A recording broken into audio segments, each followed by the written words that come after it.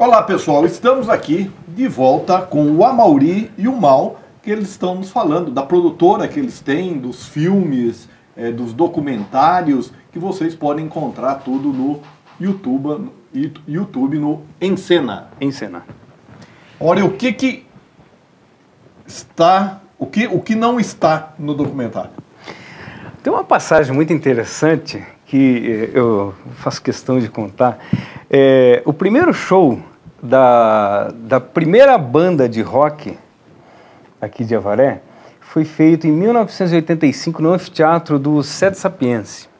Em 1985, era a banda, ela tinha o nome Sabotage, e acabou o showzinho lá, por interferência de um fã, falou: olha, Sabotage, esse nome é do disco do Sabá. Aí você não pode fazer isso, colocar o nome da banda de Sabotagem. Aí ele pegou e mudou o nome da banda para Zona Proibida. O próprio Carlão fala assim que eu mudei no documentário, eu mudei o nome da banda por uma imposição. Disseram que eu não podia colocar o nome de Sabotagem, então eu troquei para Zona Proibida pela proibição que ele me fez de não colocar o nome lá. Então eles subiram ao palco em 1985, nós temos o cartaz, aparece até no documentário, uma peça rara, que aquilo acho que deveria até ir para o museu, em 1985, e no documentário acontece um fato muito curioso. Nesse show em 1985, a banda, as duas, ainda o jornal Avaré, da época, publica assim que as gatinhas Lucchesi estavam fazendo uma rifa e o prêmio seria a Ponte Carvalho Pinto, um prêmio simbólico para arrecadar fundos, né, para a manutenção da banda, né? E o fato é que não se sabe se esse prêmio aconteceu ou não, quem que ficou com o dinheiro. Alguém vai reivindicar a aposta da ponte. Até porque está sendo reformada. Se alguém que estiver assistindo tiver aí o prêmio, aí mostra pra gente. Aí, quem sabe a gente até insere, né, no documentário. Mas aí a gente foi apresentar o documentário e, para nossa surpresa, não é que a gatinha Lucchesi estava lá? Ela chegou em nós: eu sou a citada, a gatinha citada lá no documentário. Mas tem várias histórias, assim, tem que não coube mesmo para deixar num tempo legal para o documentário, mas tem a história da banda Latitude, no caso, na época era Latitude 0 ainda, porque Latitude 7 foi depois. Deles viajarem, todos integrantes, dentro de uma Brasília laranja, que era do pai do Eduardo Javaro, no caso, mais os equipamentos e instrumentos. Como viajavam naquela Brasília, ninguém sabe. E teve um caso que eles pegaram um atalho, uma vez para tocar em Sós Paulista, pegaram um atalho de sinal de terra e a Brasília encalhou. Então o que eles tiveram que fazer? Tirar todos os instrumentos do equipamento do carro para Brasília sair no caso do... Acho que do atoleiro. Isso. Só que daí, o que aconteceu? A Brasília saiu, eles tiraram o equipamento tudo, e a Brasília foi parar lá na frente. Não podia voltar porque senão tomava de novo. O que aconteceu? Todo mundo carregando tudo nas costas até chegar a Brasília, no escuro. Então tropeçaram, chegou cachorro, e chegaram no local para tocar lá tudo sujo. E eles estavam de banho tomado, né? Então se for contar cada história de banda, só uma banda só daria o documentário inteiro. O Maú tem uma pérola, não entrou no documentário, mas tem que contar essa. O Maú tinha uma música, estava se apresentando lá com a banda Latitude, e aí era uma música que ele não ia tocar. Então ele foi para um cantinho do palco e tropeçou no cabo. Naquela época os cabos eram todos jogados para o chão de qualquer jeito e tal. Tropeçou no cabo e... Mas então... Conclusão, sempre que dava alguma coisa errada na banda, é culpa do Maú. Ele nem tinha ido, mas é culpa dele. O episódio é que depois de tropeçar no cabo, nas outras apresentações de baile do Latitude, todos os cabos eram encapadinhos, tudo certinho, tudo guardadinho, para ninguém tropeçar mais. Então, foi uma coisa boa. Há males que vêm para bem, né? E há malas que vêm de trem. Diga uma coisa, e tem alguma outra... Estão pensando em algum outro filme, algum outro documentário a ser feito? Olha, nós estávamos aqui, Maú, o que fazer depois disso, hein? É. Aí teve, e aproveitando assim, o fluxo positivo que deu esse documentário, nós pensamos em fazer, até o Maú falou assim, então isso vai ser como a trilogia lá, Star Wars, né, que é feita de trás para frente, né, faz o último primeiro e depois vai voltando para o primeiro, né, então a gente começou o documentário dos anos 80 até agora, né, e surgiu a ideia de fazer as bandas de baile, né, que começa lá nos anos... Baile e 60, barzinho também, que tinha... Mas todas nossas. Só a Varé. gente- A prioridade da gente é a nossa região, assim, a nossa cidade, no caso. Sim. a gente gosta de fechar no local. Sim. É contar a nossa história, legal. o que pertence a nós. Né? Porque eu, pelo menos, penso assim, por que eu vou enaltecer alguém que já está famoso? Ele tem o seu crédito lá, claro, o seu valor. Não, e mais do que isso, né? É para ficar para as futuras gerações aí, para conhecer, né? E bandas de baile nós tivemos muito aí também? Tem algumas, Fire Krishna, Banda Cabaré. Banda Cabaré, a Banda do Guerino mesmo. Gama Sonic. E também tem história bacana, Carlinhos Beltrame. Carlinhos Beltrame, num 1 minuto, aquele é um acervo de pérola também, né? 1 minuto de conversa com ele, eu estava questionando, eu falei, olha, a gente está pensando em fazer aí um documentário sobre as bandas de baile e tal da época. Aí ele falou, eu toquei o Quarteto Cabaré. Toquei no Quarteto Cabaré. Inclusive eu substituí um dos integrantes. O cara ficou surdo e eu fui lá entrevistar, eu fui lá substituir. E ele é vivo ainda, né? E, inclusive a gente precisa entrar em contato com ele até para colocar essa história no documentário, né? É bastante interessante. Então a ideia a partir desse, fazer, vamos ver se a gente... São novas pessoas que participaram desse movimento, que não seja no caso, e começar a coletar história e material, porque material que é mais complicado, né? Porque material fotográfico e de vídeo quanto mais antigo mais raro. Apesar, Wagner, que quando a gente começou a pensar em fazer esse documentário Todos os Santos, a minha preocupação era o recheio. O depoimento a gente colhe, legal, tem bastante gente viva, apesar de não estar tocando, mas tem bastante gente viva e tal, eles vão falar, legal. Mas e o recheio? Eu ficava preocupado com isso, para não deixar um documentário monótono, né, chato, só de blá blá blá. Tem o recheio, a pessoa fala, tem lá o registro do que ela está falando, né? Então, onde a gente vai conseguir esse material, por incrível que pareça, como o Maú bem disse? Você começa a entrevistar, você começa a fazer a coisa, parece que o cosmos trabalha a seu favor e vem todo aquele acervo de material que, inclusive, todo esse material está lá no nosso canal do YouTube também. Agora eu estou disponibilizando todos os shows de 96, tem um tributo do Fratura Exposta, gravado no auditório do Cefam, que eu publiquei essa semana. Tem um show do Astrolopithecus, que foi banda do Maú, ele que deu o nome, inclusive, gravado no Ginásio Esportes. 93, antes do show do Nenhum de Nós, no caso. Que é outra pérola também.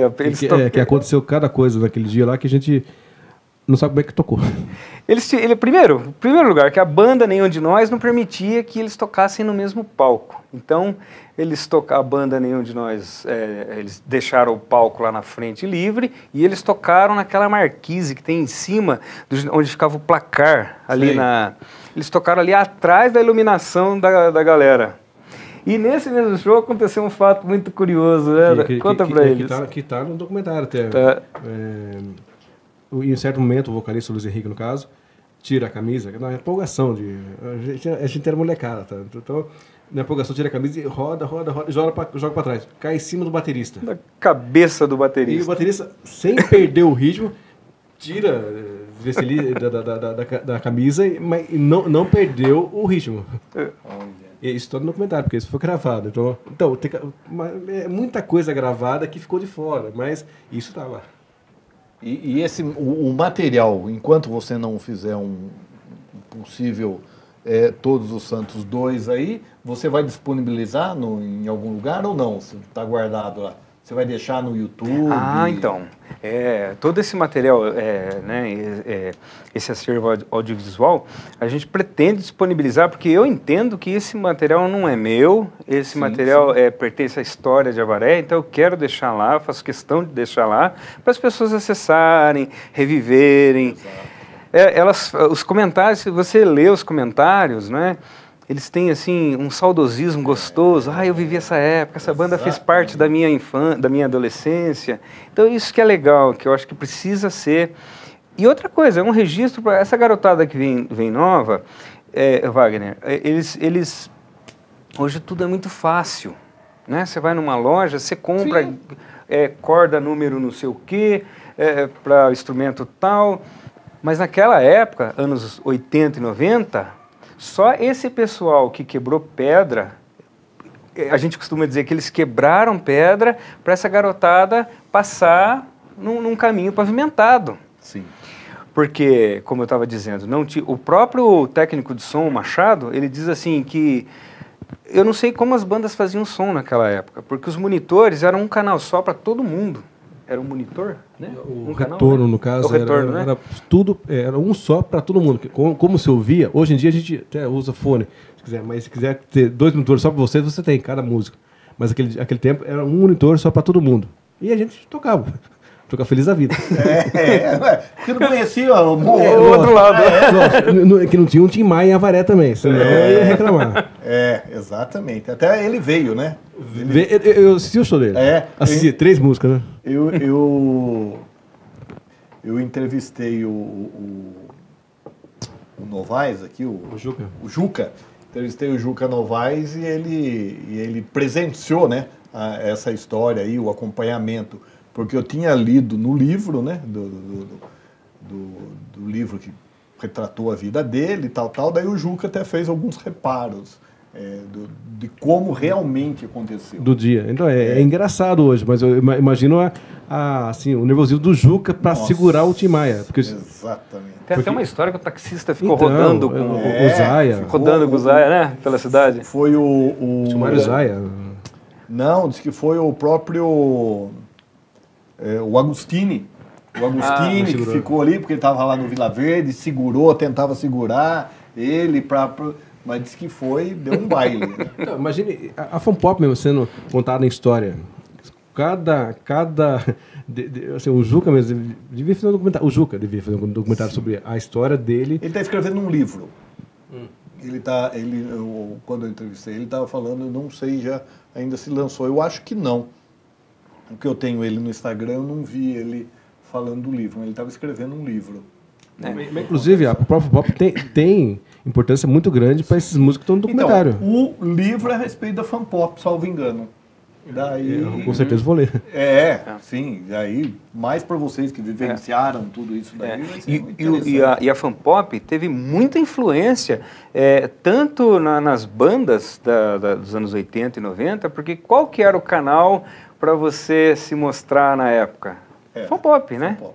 Então, inclusive também para assim, aquele gostinho de tocar com equipamento legal. Gente, não era todo mundo que tocava com roda de jazz core na época. Então, eu vou tocar na Fan Pop, vai ter um jazz core, vai ter um Marshall, vai ter um GK, vai ter... Então, assim, a gente sentia aquele tesão de tocar no instrumento legal. A primeira banda de rock a passar por uma fase nacional aqui em Avaré foi a banda Fratura Exposta. Então, eles contam que eles fizeram uma música, Duas Almas, 1994. O Maú estava lá, tocando lá, inclusive, teclado. Eles fizeram uma música e a regra para se passar a música avarense na triagem, né? Eles estavam meio receosos, porque era uma banda de rock pesado, né? E fan pop, música popular brasileira, talvez não passasse. Então, o que eles fizeram? Eles fizeram uma música em voz e violão, qualquer coisa parecido com uma MPB, só que quando eles chegaram no palco, aí veio à tona a verdadeira música, que foi aquela Duas Almas, uma apresentação antológica, ficou... Inclusive, nessa apresentação, estava o Derico, que era do programa Jô Soares na época, Chico, né? Aplaudiu de pé. O Chico César, no gradil, aplaudindo. Inclusive, no dia seguinte, ele foi cumprimentar o Alex, no caso, pela música. Então, assim, foi um marco para as bandas de rock daquela época. Pô, foi muito marcante. A partir daí que bandas que não fossem exatamente de rock começaram a surgir na fase nacional da Fan Pop, né? Hoje já é bem mais comum, né? Varal Royal, vocês também, né? Entraram várias vezes, né? Pessoal, infelizmente nós chegamos no final do nosso bate-papo. Queria que vocês deixassem as considerações finais e mais uma vez dissessem o canal do YouTube. Legal. Eu não posso terminar essa entrevista sem antes dizer por que esse documentário se chama Todos os Santos, do Sim. pop ao rock. Todos os Santos é uma música do Alex Young. É um rock do Alex Young que ele gentilmente cedeu para a gente colocar no documentário, e eu achei assim, poxa, o nome dessa música é Todos os Santos? Nós estamos falando dessa galera aí? Seriam mais ou menos todos imaculados, todos os santos do rock de Avaré? Só que aí a gente estava restrito à cena do rock. E lá tem outras histórias também, como Quatro Cantos, que foi a primeira banda avarense a vencer a Fan Pop na fase nacional, inclusive. Eles não eram rock, eles eram pop. Então, como é que nós estamos falando de rock e tem banda de pop no documentário? Aí entra mais uma vez esse cérebro privilegiado, que fala, então vamos colocar do pop ao rock. Então ficou Pra não ter problema. Todos os Santos, do pop ao rock. Ah, legal. Então, o canal do YouTube é Em Cena Filmes, né? Soletrando é EMNCENA Filmes, Em Cena Filmes, né? E vale a pena dar uma fuçadinha lá nas coisas que a gente tem lá. Muito bom. E quando vocês tiverem aí alguma outra ideia surgindo ou lançar, dá um toque para a gente divulgar aqui. Com o maior prazer. Com certeza. Pessoal, encerramos aqui o nosso bate-papo, então, com a Amaury e o Mal, Bruno. É importante, né, o trabalho que eles estão fazendo aí, porque vai ficar para o futuro isso daí, né? E mais do que isso, como foi dito aí, saudosismo, né? As pessoas vão assistir hoje e vão lembrar do passado, que é muito legal. Até a próxima semana.